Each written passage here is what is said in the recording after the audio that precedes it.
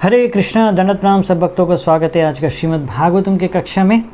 आज हम श्रीमद् भागवतम में तीसरा स्कंद के 30th चैप्टर का 28 श्लोका से लेके लास्ट श्लोका 34 तक चर्चा करने का प्रयास करेंगे। मंगलाचरण करके शुरू करते हैं। ओम अज्ञानतिमिरान्धस्य ज्ञानाञ्जनशलाकया चक्षुरुन्मीलितं येन तस्मै श्रीगुरवे नमः। श्रीचैतन्यमनोभीष्टं स्थापितं येन भूतले स्वयं रूपः कदा मह्यं ददाति स्वपदान्तिकं। वन्देऽहं श्रीगुरून् श्रीयुतापदकमलं श्रीगुरून् वैष्णवांश्च। श्रीरूपं साग्रजातं सहगणरघुनाथान्वितां तं सजीवं साद्वैतं सावधूतं परिजनसहितं कृष्णचैतन्यदेवं श्रीराधा कृष्णपादान् सहगणललिता श्रीविशाखान्वितांश्च। नमो विष्णुपादाय कृष्णप्रेष्ठाय भूतले श्रीमते भक्तिवेदान्त स्वामिनति नामिने। नमस्ते सारस्वते देवे गौरवाणी प्रचारिणे निर्विशेषः शून्यवादी पाश्चात्यदेशतारिणे। नमो महावदन्याय कृष्णप्रेमप्रदायते कृष्णाय कृष्णचैतन्य नामिने गौरत्विषे नमः। हे कृष्णा करुणा सिन्धु दीनबन्धु जगत्पते गोपेश गोपिका कान्त राधाकान्त नमोऽस्तुते। तप्तकाञ्चन गौराङ्गी राधे वृन्दावनेश्वरी वृषभानुसुते देवी प्रणमामि हरिप्रिये। नीलाचलनिवासाय नित्याय परमात्मने बलभद्रसुभद्राभ्यां जगन्नाथाय ते नमः। वाञ्छाकल्पतरुभ्यश्च कृपासिन्धुभ्य एव च पतितानां पावनेभ्यो वैष्णवेभ्यो नमो नमः। जय श्रीकृष्ण चैतन्य प्रभु नित्यानंद श्री अद्वैत गदाधर श्रीवासादि गौरभक्तवृंद। हरे कृष्णा कृष्ण कृष्ण हरे हरे, हरे राम राम राम हरे हरे। हरे कृष्णा। तो हम चर्चा कर रहे हैं 28वां श्लोक 28 से। यास्तामिश्रान्दता मिश्र रौरवाद्याश्च यातनाः भुङ्क्ते नरो वा नारी वा मितः संगेन निर्मिताः। तो यहाँ पे बता रहे हैं कि जो स्त्री और पुरुष जिनका जीवन सिर्फ मैथुन के आधारित, वो भी अवैध स्त्री संग या अवैध मतलब इल्लीगल मैथुन के कारण जो जीते हैं पूरा जीवन, वैसे लोगों को बहुत ही भयंकर हेल जो नरक है, अलग अलग नरक है, उसमें रखा जाता है। जैसे कि तामिश्र, अंधतामिश्र और रौरवा। तो प्रभुपाद जी लिखते हैं कि जो व्यक्ति बहुत ज़्यादा मैथुन करके अवैध स्त्री संग, मैथुन मतलब उसमें जो इलिसिट सेक्स, अवैध स्त्री संग करके व्यक्ति जीता है, या स्त्री या पुरुष, स्त्री पुरुष के साथ या पुरुष स्त्री के साथ, मतलब उन लोगों को ज़्यादा ये जो दंड मिलता है नरक में। और नरक में क्या प्रभुपाद जी बोल रहे हैं, इस नरक से पहले यहाँ पे भी उनको नरक जैसे दंड इधर भी मिल जाता है। जैसे कि उनको बहुत सारे कुछ ऐसे रोग आ जाते हैं, सिफिलिस, गनेरिया, इसको इंग्लिश में भी बोलते हैं STDs, सेक्सुअली ट्रांसमिटेड डिजीज़ेस। क्योंकि ये लोग ऐसे इलिसिट अवैध स्त्री संग करते हैं, तो इसके वजह से क्या होता है, ऐसे बहुत ही भयंकर बीमारियां फैल जाते हैं। वो डॉक्टर्स या जो भी मेडिकल साइंस भी एग्री करता है कि इसी के माध्यम से अवैध स्त्री संग से बीमारियां आते हैं।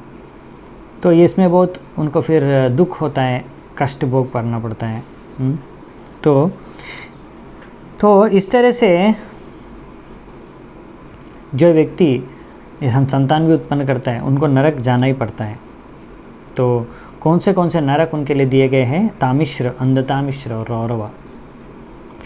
अत्रैव नरकः स्वर्गः इति मातः प्रचक्षते या यातना वै नरकायस् ता इहाप्युपलक्षिताः। कपिल मुनि कह रहे हैं कि उनके माता को कभी कभी कहा गया है कि स्वर्ग और नरक को कोई कोई व्यक्ति इस मर्त्यलोक में भी अनुभव कर सकता है, क्योंकि इस मर्त्यलोक में भी कभी कभी ऐसे नरक में जो शिक्षा दंड दिया जाता है, ऐसे दंड प्राप्त होता है कुछ कुछ लोगों को, या मर्त्यलोक में भी वैसे शिक्षा को या दंड को भोग करना पड़ सकता है। ये देखा जाता है बोल के कपिल मुनि कह रहे हैं कि तो ये सब चीज़ें मतलब कि जैसे प्रभुपाद जी बोले कुछ लोग रहेंगे नरक वरक कुछ है नहीं, हम तो विश्वास नहीं करते नरक वरक, जो करना है करो, कुछ कौन देखेगा नरक में क्या होगा, कौन देखा है नरक है, ये सब कुछ नहीं, कितना भी पाप करो कुछ फ़र्क नहीं पड़ेगा, ऐसा कुछ लोग सोचते हैं। और शास्त्र में कहा है, शास्त्र तो हम विश्वास ही नहीं करते, तो शास्त्र के चीज़ों को वो लोग विश्वास नहीं करते हैं। ऐसे व्यक्ति लोगों के लिए भी यहाँ पे जो है प्रभुपाद जी लिखते हैं कि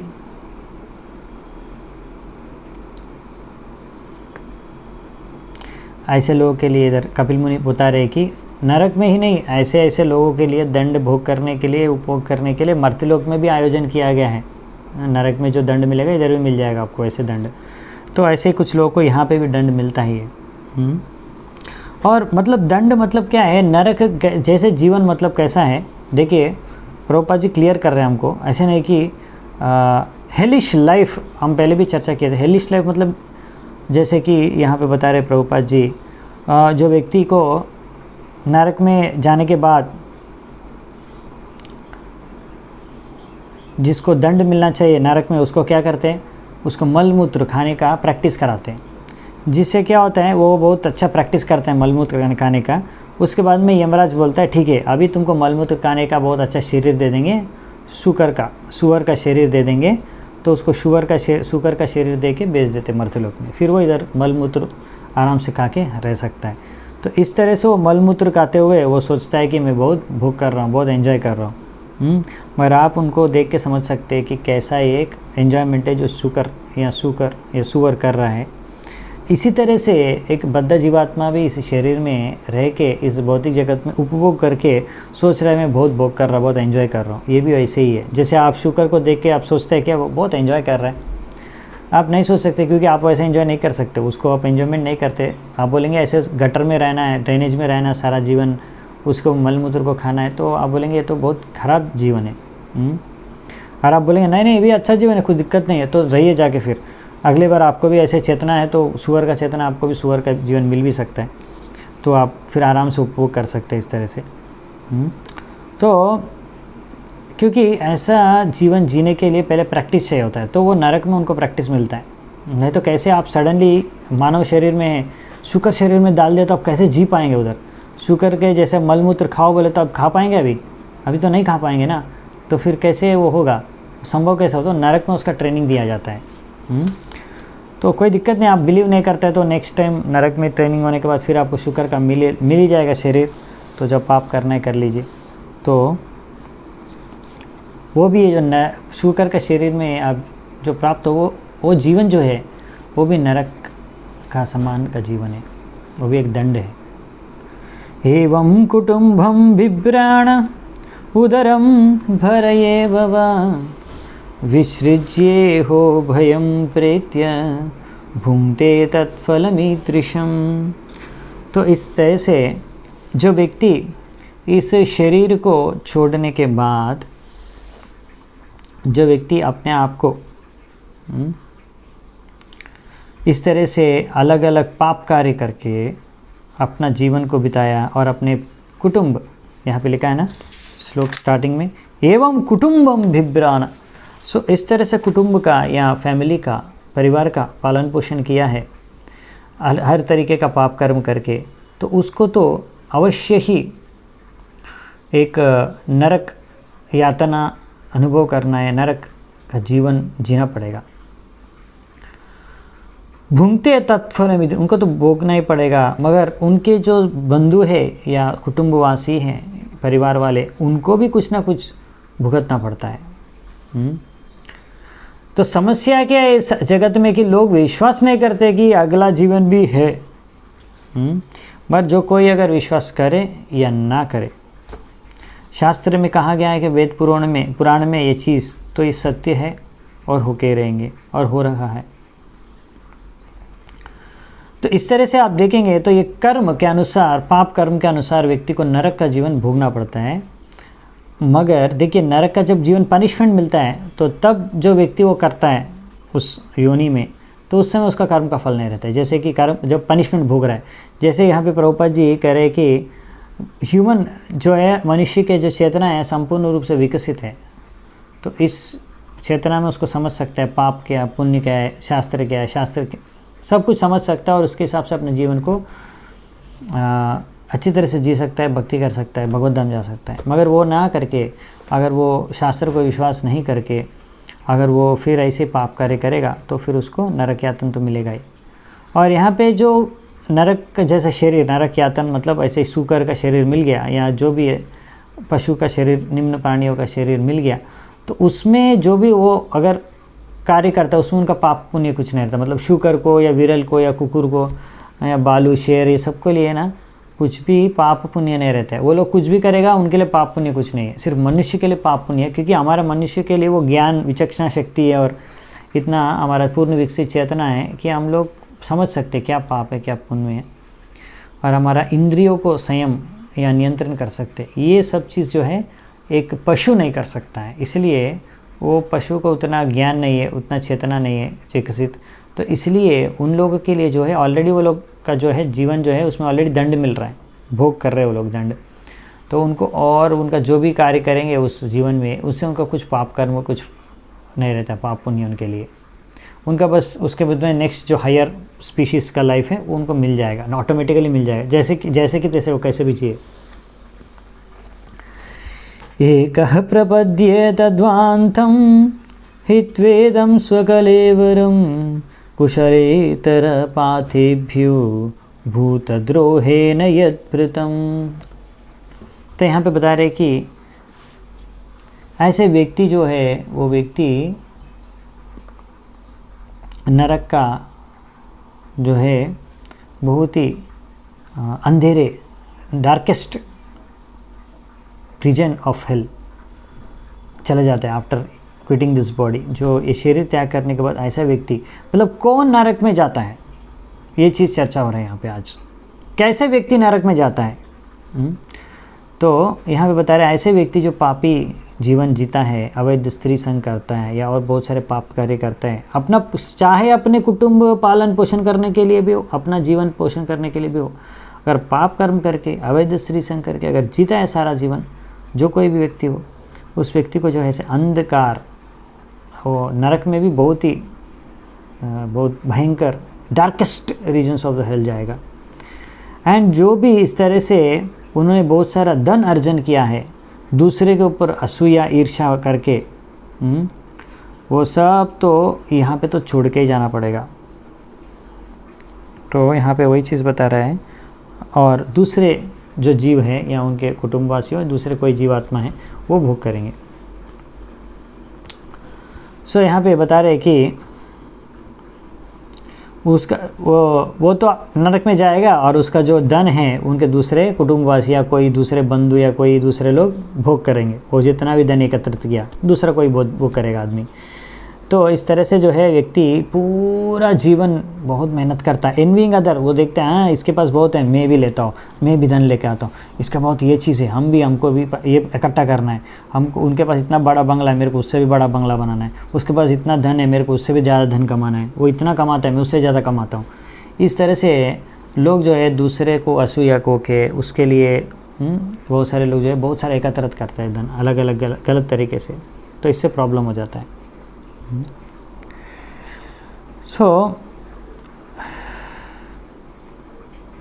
इस तरह से अगर कोई व्यक्ति किसी को मार के, प्रभुपाद जी एक उदाहरण दे रहे हैं, किसी व्यक्ति को मार के या किसी को भी मार के अगर कोई व्यक्ति जो है धन एकत्रित करके उस धन से अपना कुटुंब का पालन पोषण करता है या इस तरह से, और जो भी व्यक्ति जो इस तरह से काला धन समझ लीजिए, ये काला धन को भोग करते उस सब लोग कुछ ना कुछ उसमें भागीदारी है, वो पाप में भागीदारी है और उनको भी सबको भी नरक में जाना पड़ेगा।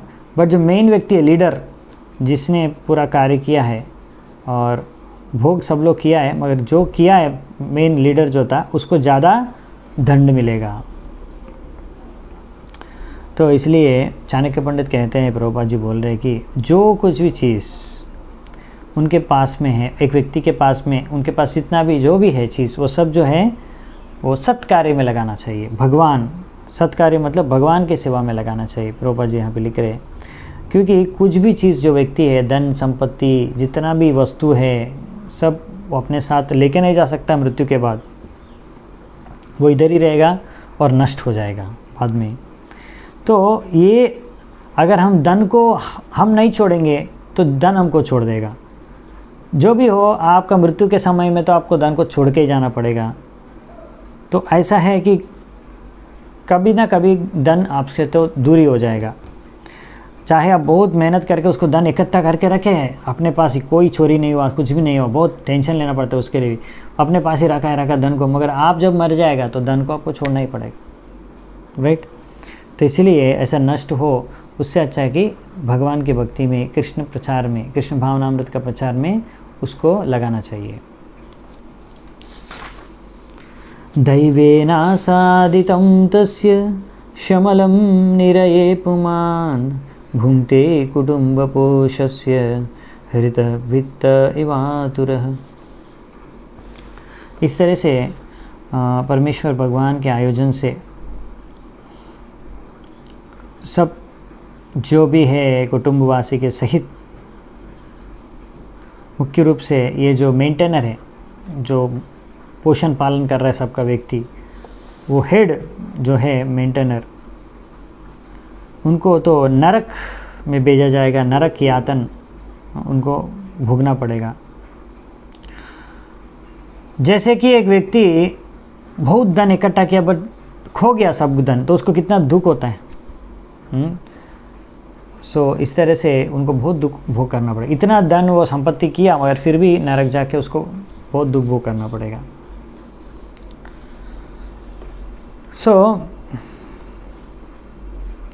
देखिए प्रभुपाद जी कह रहे हैं, जब अगर धन ऐसे कोई नुकसान हो जाता है, कोई चोरी कर लेता है आपका धन, या आपका लॉस हो जाता है बिजनेस में, जो भी हो, कहीं भी लॉस हो गया, कैसे में इधर भी लगा दिया इन्वेस्टमेंट, सब कुछ लॉस हो गया, कोई आपको धोखा दे दिया, जो भी चीटिंग करके आपका लॉस हो गया, तो क्या लाभ है? अब लॉस होने के बाद वो रोने से क्या लाभ है? उससे अच्छा है जब आपके पास धन है उसी समय उसको क्या करना चाहिए, ऐसे जगह पे लगाना चाहिए धन आपको कि शाश्वत रूप से लाभ मिले, आपको शाश्वत रूप से लाभ मिले।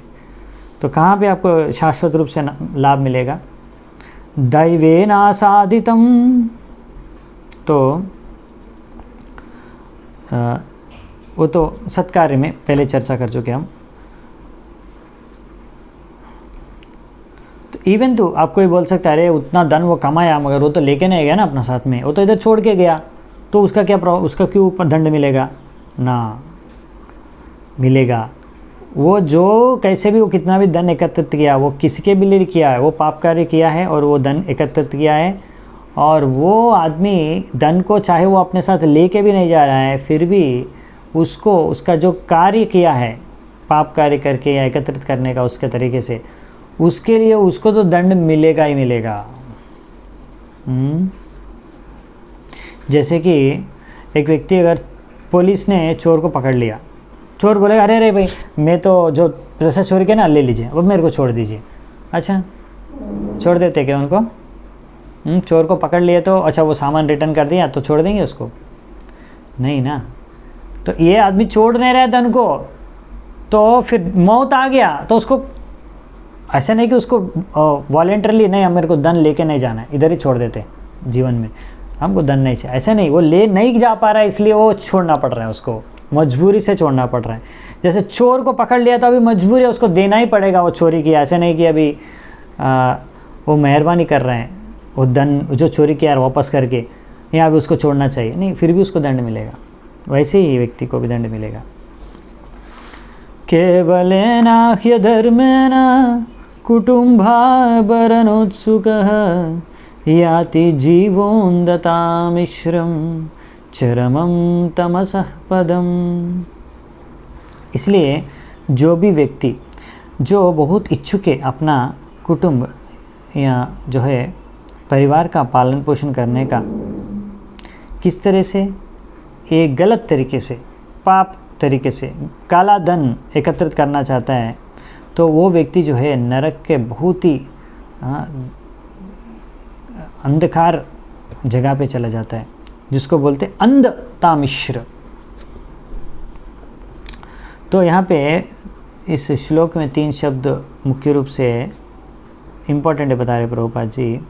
एक है केवलेना, मतलब ये देखिए ये इम्पोर्टेंट है, वो कैसे धन को एकत्रित कर रहा है, अधर्म से। केवलेना मतलब ओनली बाई ब्लैक मेथड, मतलब गलत तरीके से। अधर्मेना जिस तरह से, केवलेना मतलब सिर्फ इस तरह से, सिर्फ अधर्म से जब वो धन कमाता है, तो उस व्यक्ति जो है, चाहे वो कुटुंब को भरण, कुटुंब को पोषण करने के लिए भी जो हो, अगर वो अधर्म तरीके से, गलत तरीके से धन को एकत्रित करेगा, तो फिर उसको इस तरह से अंधता मिश्र में जाके कष्ट भोग करना पड़ेगा नरक में।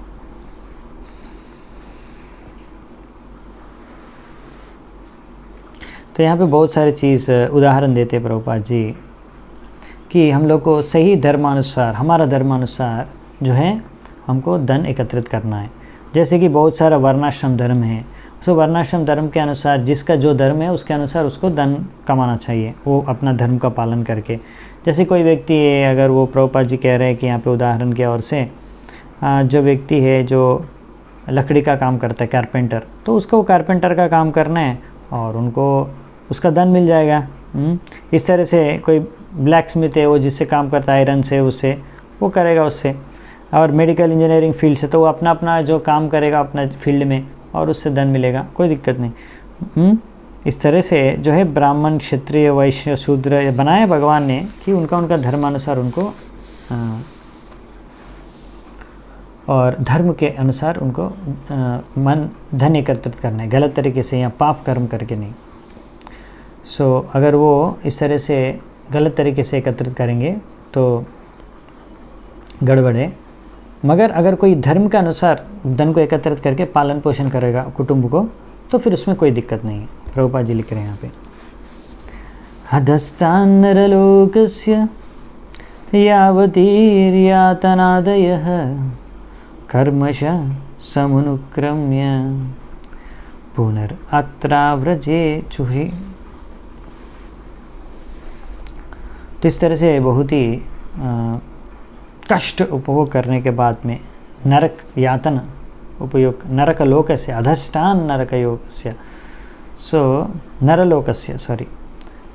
नरलोकस्य यावाथीर यातनादयः, बहुत सारा यातन अनुभव करने के बाद में, मतलब अलग अलग प्राणियों के शरीर, 84 लाख योनि है, उसमें तो सबसे टॉप में ह्यूमन बीइंग है। उससे पहले ह्यूमन बीइंग शरीर प्राप्त होने से पहले बहुत सारे जो कुत्ता, बिल्ली, जो भी जितना सुअर, सब शरीर पास होके जाना पड़ता है। वो सब नरक जीवन प्राप्त, मतलब कंप्लीट करने के बाद हमको ये मनुष्य का जीवन मिलता है। तो इस यहाँ पे बता रहे